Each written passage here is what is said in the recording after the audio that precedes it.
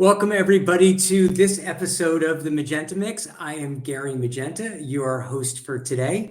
And today we're going to have a little bit of a different experience together.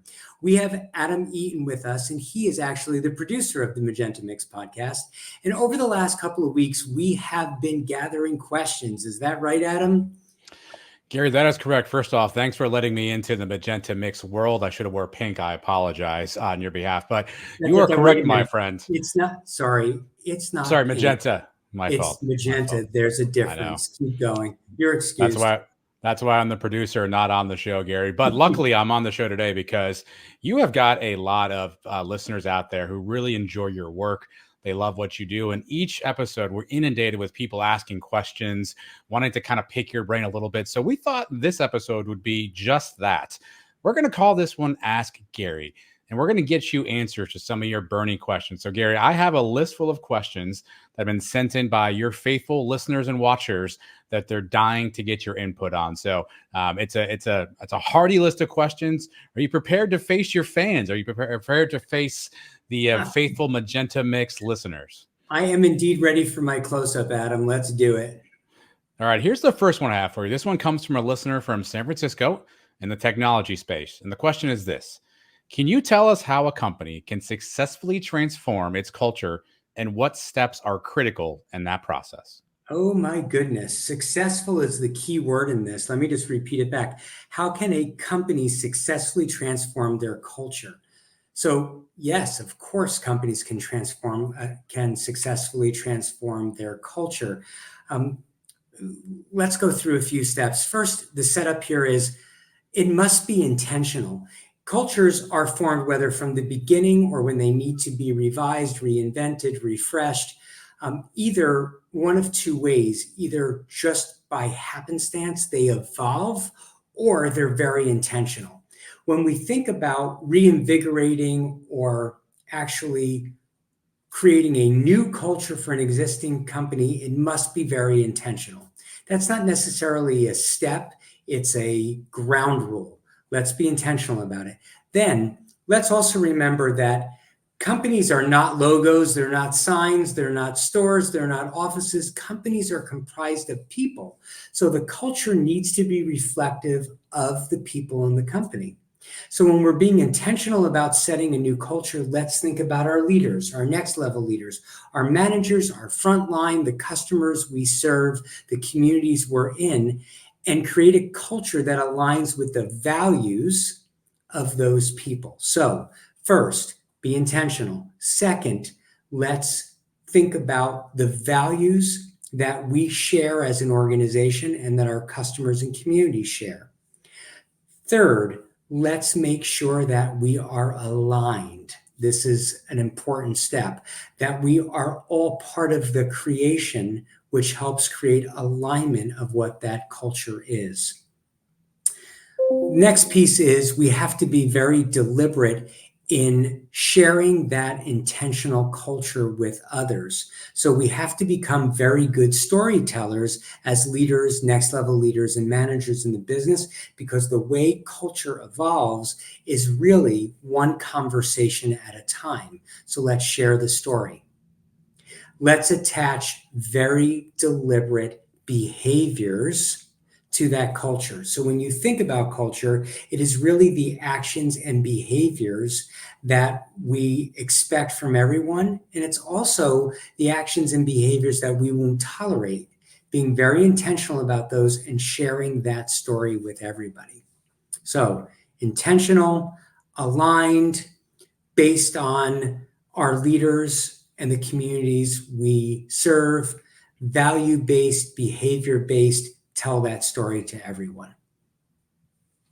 Awesome. Great answer. Here's the next one. This is from Seattle, a listener who's in the retail sector.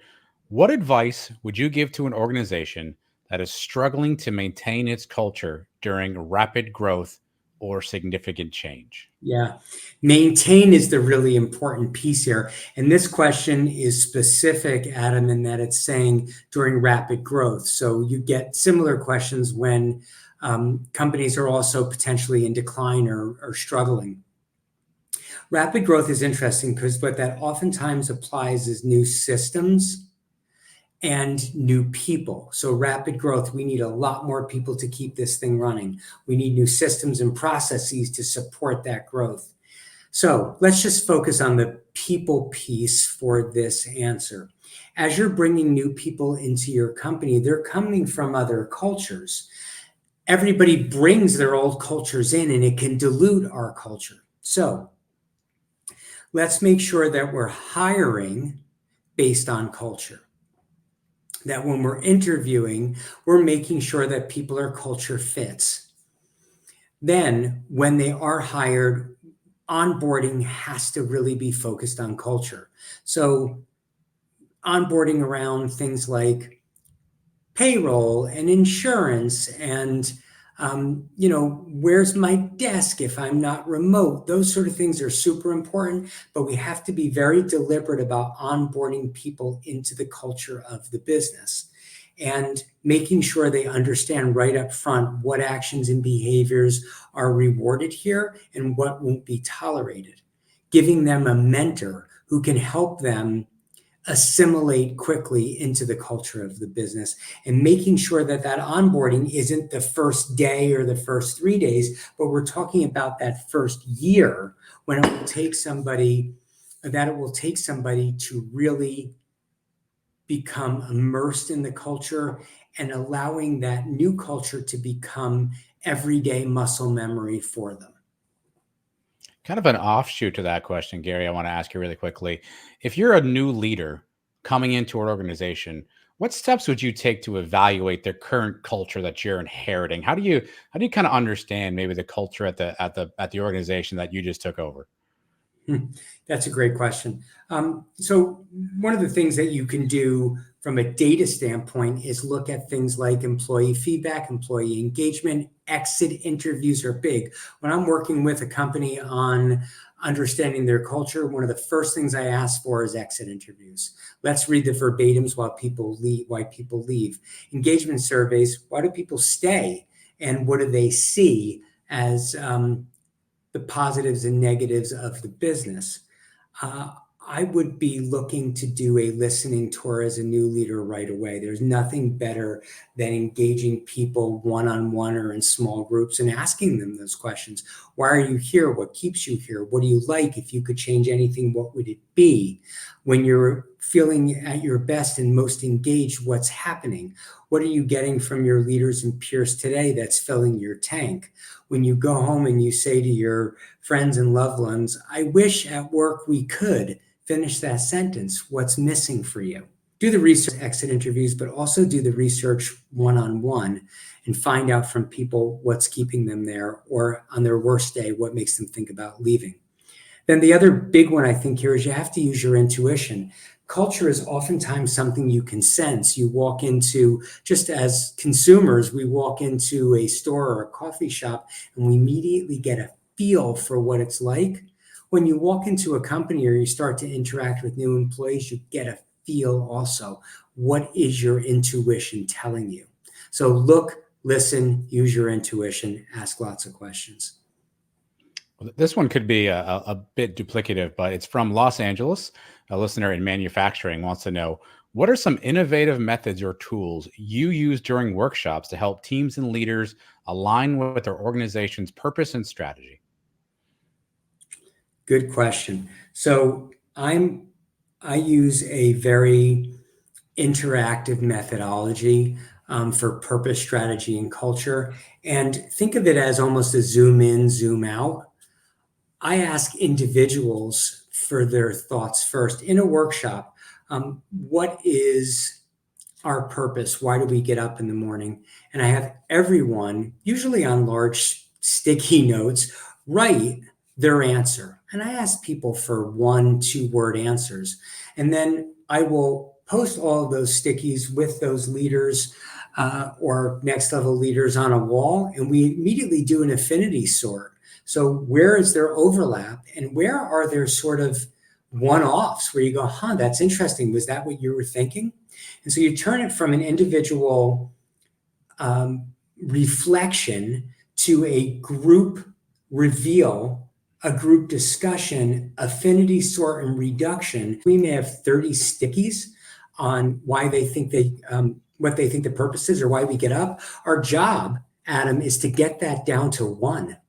And we do that through working together as leaders to say, all right, well, where was it duplicative? Where did we use words that mean the same thing, but were different words? Let's get clear on the language. Then we end up usually with 3, 4, or 5 responses, and you create alignment on, okay, what is it that we're really doing here? And what is in this purpose, the promise we can make to all constituents, our board, our employees, our customers, around why we get up. So when you think about that, that's one of the experiences that I create to really determine one single answer. But that sometimes takes 2 days in itself. And I gave you just the way I open it up. So getting people to be reflective, then in group dialogue, that hones. And you do that using different experiences throughout a day or two just to get to that one purpose statement. Listener from Florida, also in retail, asks, as an executive or middle manager, how do you drive culture change when the actions of the C-suite don't align with what you are driving? I get this question a lot. Almost every time I do a speech and it's to a mid-level manager group, they're like, hey, how do I influence leaders that I may never even talk to? And it's usually asked by people who aren't happy with what's going on. So first is no matter what your position is, frontline, mid-level manager, no matter where you sit, you've got to lead by example. So demonstrate the desired culture that you want to see, that you believe we should have through your actions. Believe it or not, it can have a ripple effect. You need to encourage open communication. So say something, write the email. Try to influence the manager that's right above you. But nothing should hold you back from communicating with the leadership team and say, hey, a voice from where the rubber meets the road, let me share with you what I see and what I think would work best. If you are a mid-level manager, you likely have employees. So bring them into the loop. Encourage your employees to think and act a certain way. Create positivity is another one. So when you think about this, Adam, many mid-level managers who don't believe they're having the influence they would like will turn negative. That's exactly the opposite thing that you should be doing. Be positive and say, here are the things that I appreciate about this company and what I think we could be doing differently in order for us to even get better. And think about this incrementally. You're not going to change the whole company overnight, but what influence can you deliver to just move the needle a little bit and then build on that momentum? Kind of a quick follow-up to that, Gary. If you were a job seeker, or maybe you're being recruited by a new company, what would you do to help assess or evaluate that culture before you decided to join them? What should you look for? What questions do you want to ask? If you're thinking about joining a new organization, how do you just kind of pressure test their culture before you decide to sign up and join them? So interestingly enough, this is one that I look at when I'm working with new clients from a consulting standpoint, but I recommend it for interviewees either. Go out to social media and see what their customers are saying first, because your employee behaviors, and I stole this from one of our other podcasts where we had Bill Santos with us, who's a really good expert in customer experience. He says, your employee behaviors are your customers' experiences. And so I want to hear what the customer experience is, because that will give me an idea of what the employee behaviors are. And again, employee behaviors are in essence the company culture. So short answer is go to social media and find out what customers are saying first. That'll give you a good idea about the culture, whether they care or not.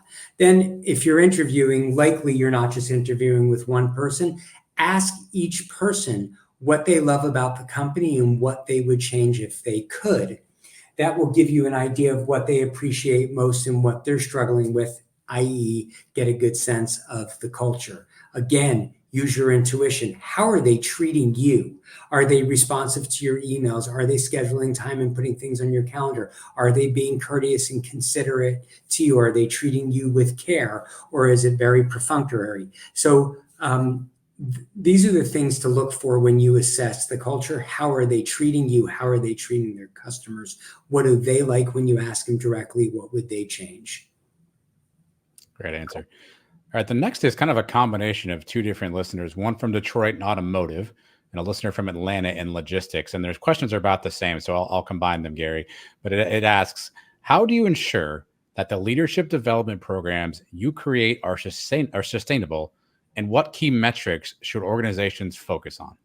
Yeah. How do you ensure they're sustainable? Adam, for clarification, me, how do I ensure the programs I'm creating are sustainable?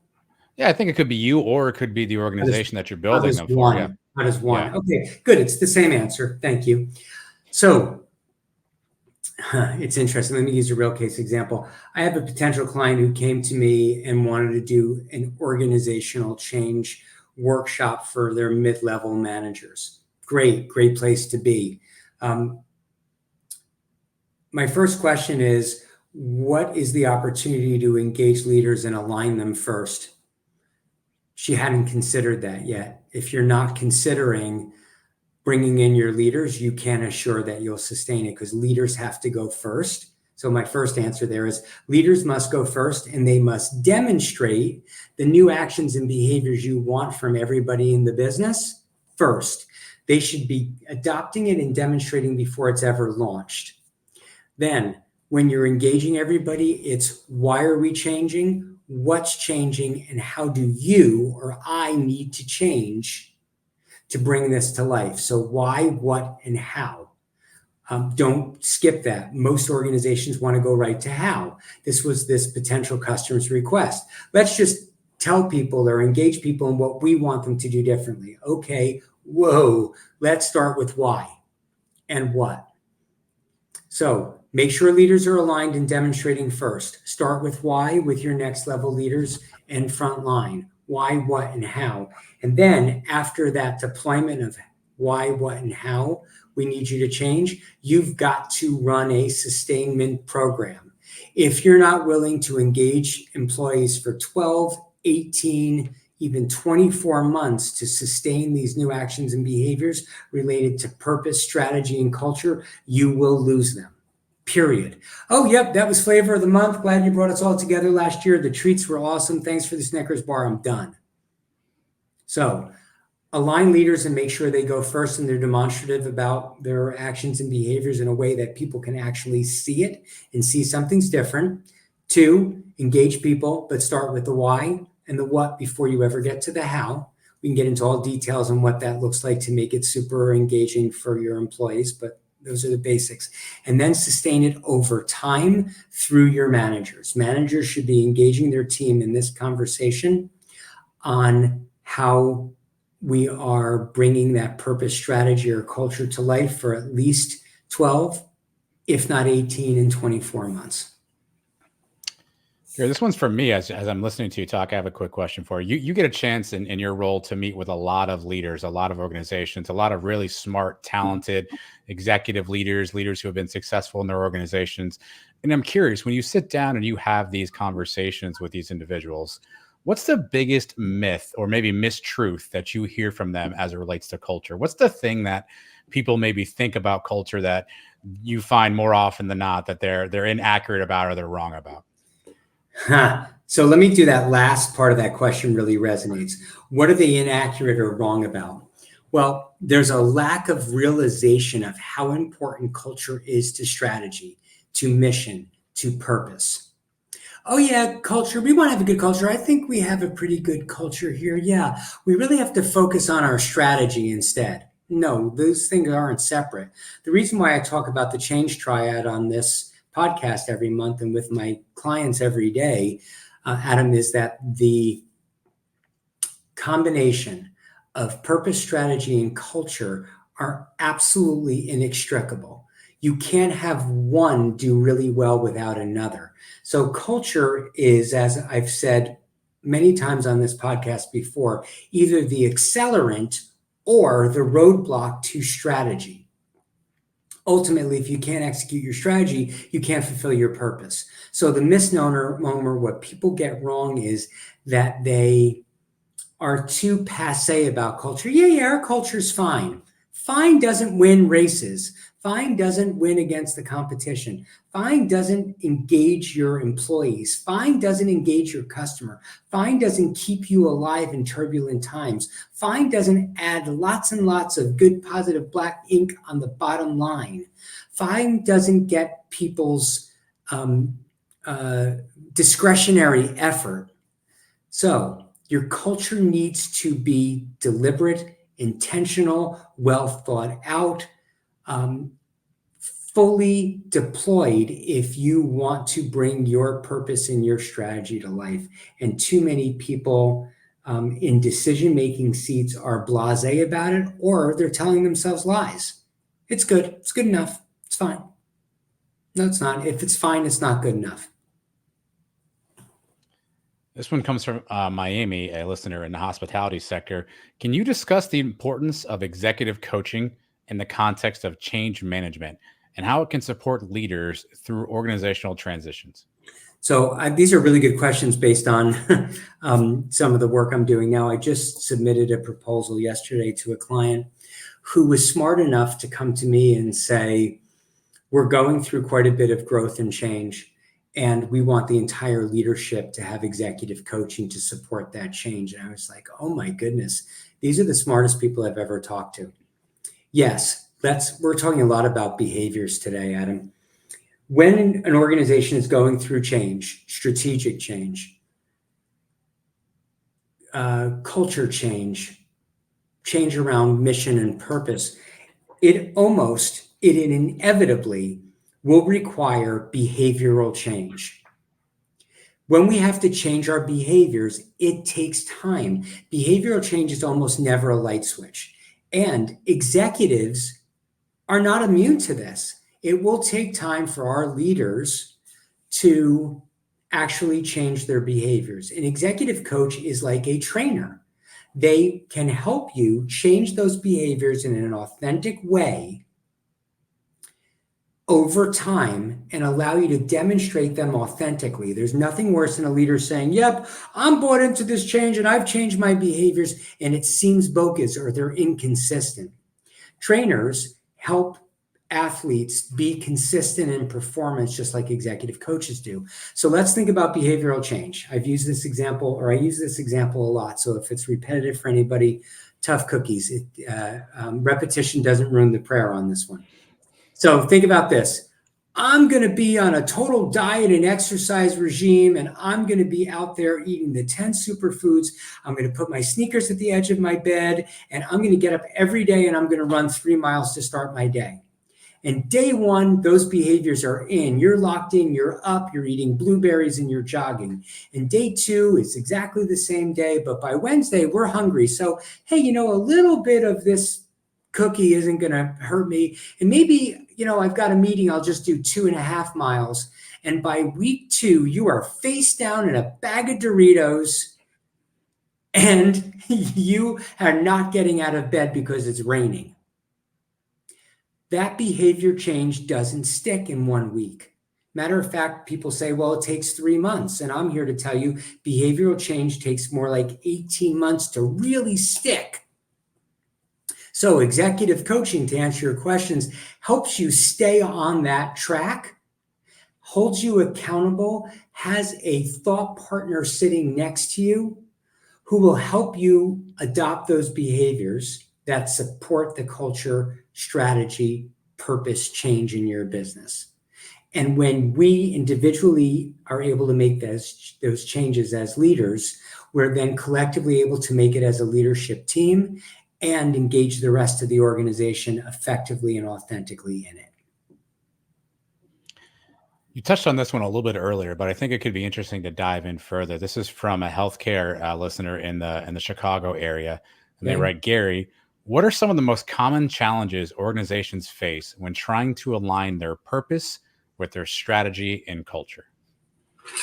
Thank you so much. That is custom made for me, Chicago. Thank you. Well, first, it's rare that organizations recognize that the three go hand in hand, which is why I've been on this mission for the last 3.5 years to really connect those three things. My experience tells me that if you only focus on one or two, you don't get the job done. So, challenges. Number one, organizations don't realize that they need to put those three together. When they do, they believe that it is, oh yeah, here's one that I get. We've got 3 hours in our annual meeting. Will you come in and do that purpose, strategy, culture thing during that 3 hour segment? You're laughing at him, right? Yeah, sure. Let's talk about changing every single thing about your leadership and the business that impacts, a lot of my clients are Fortune clients, that impacts 10,000 people and however many $1 billion internationally. Let's do that in 3 hours. Really? So they don't allow the time to go really deep. This is a journey, not a one-off that we're going to slip into an offsite before we go golfing, kids. Let's get serious. So they don't recognize the need. They don't invest the time. They think, leaders, many of them think, oh, this is awesome. Why don't you bring next level leaders and front level line managers into that conversation? We good here on the leadership team. No, we're not. They don't believe that it applies to them. They think it's for everybody else. Let's go with those three. They don't realize the need. They don't invest the time, and they think it applies to everybody else but them. I'm sorry, leaders. I love you. I spend most of my days with you, but you are underestimating your need to invest and focus in this area. People are watching. They're watching you, and you are influencing hundreds, if not thousands of people in your company every day. Think about it as a pair of binoculars tracking you, not in a creepy stalker way, but in a, I'm looking for you to show me the way I need to show up. And in order for you to do that consistently as leaders, you need to invest the time. Otherwise, what you get is the mommy daddy issue, which is, hey, mom, can I go to the movies with my friends on Saturday night? And mom says, no, we don't do that here. You don't go out on Saturday night past 11.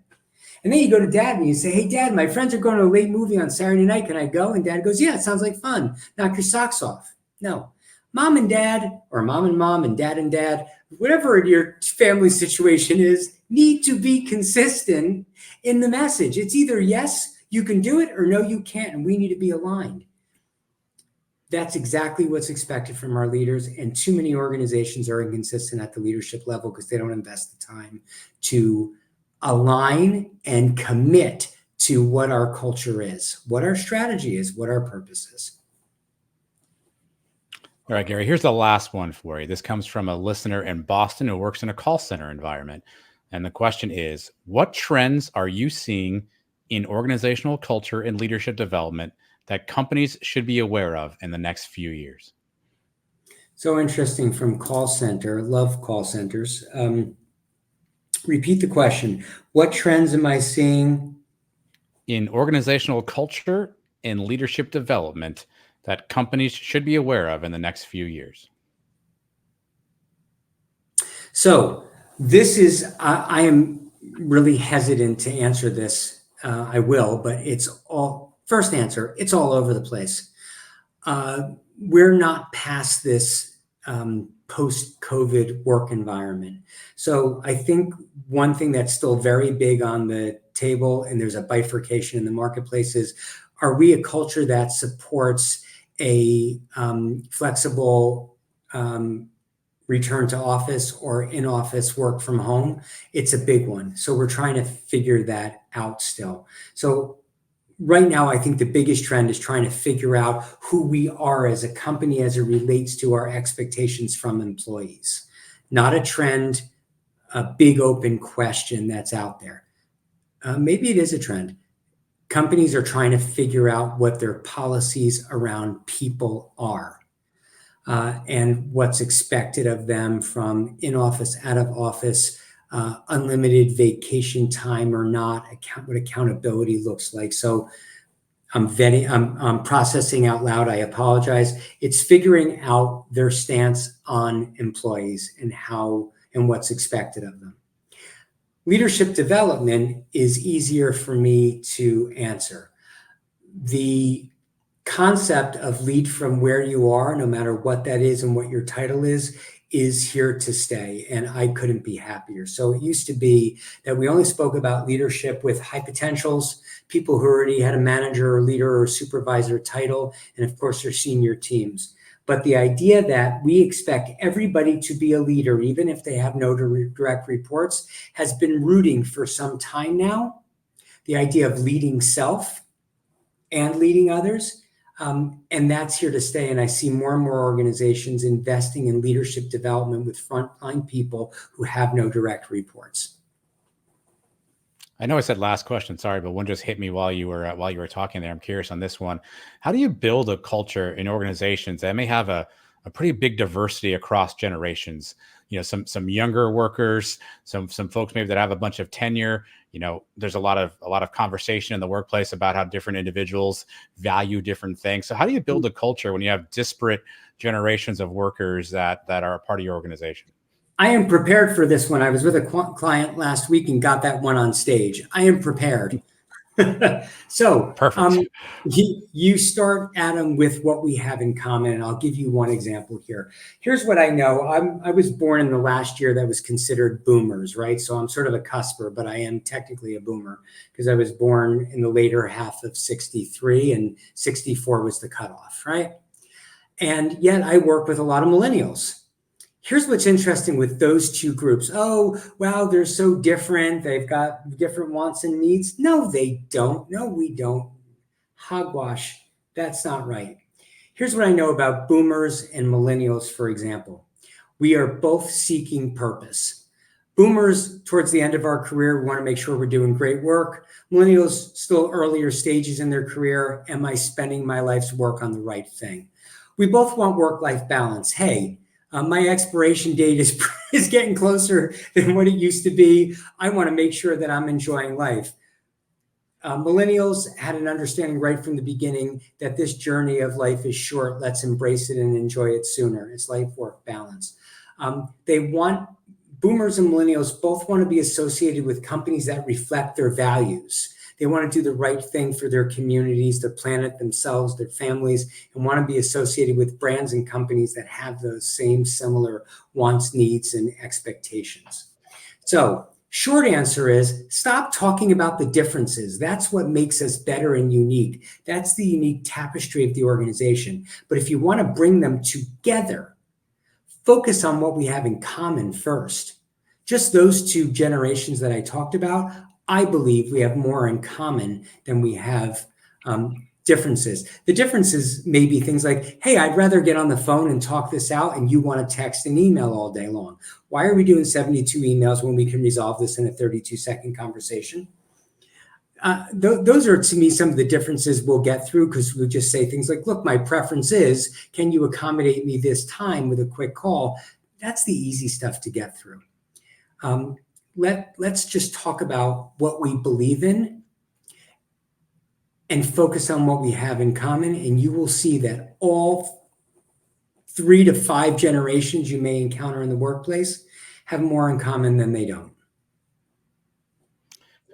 Well, Gary, it's been an honor to represent the Magenta Mix Army and ask you these questions. I appreciate you, your candor and your openness in answering these for us on the show today. Adam, I'm glad that you're on the screen this time for everybody that listens and or watches. Adam has been producing all the episodes. He is the backbone of the Magenta Mix podcast. I can't tell you how much I appreciate you. You are equally as good a co-host as you are a producer. So please promise that you'll come back and do more Ask Gary with me in the future. That is a promise, my friend. Yeah.